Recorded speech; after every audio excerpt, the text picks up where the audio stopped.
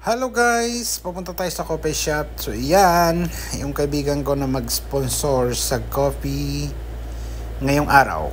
So yan, sasakay kami ng elevator. So yan, nagbibideo-video pa siya. Nagpa-practice daw mag-vlog. Joke lang. So yan. So ayan, nagbukas na yung elevator. So sasakay kami sa elevator para makapunta sa ground floor. So sa basement kami nagparking. So yan, namimidyo while nasa elevator kami. So ako naman kukuha din ng mga short video dyan. So yan, so starring siya, shout out dyan. Then yan, lumabas na kami, nasa ground floor na kami, nasa restaurant area na kami.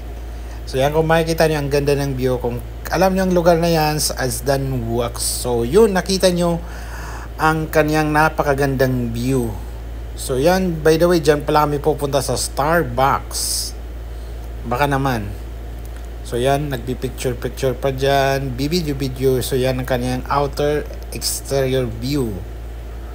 So yan, naglalakad kami dyan. And yan ang pinakahintay natin, dumating na kami dyan sa loob ng Starbucks. So by the way, thank you so much sa palibre ng coffee.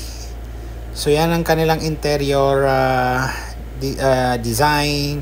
Then paglabas namin, iyan ang kanilang sa labas. So maraming mga restaurant dyan kung gusto nyong kumain dyan. Maraming mga iba't ibang restaurant dyan. Ayaw, Nando's.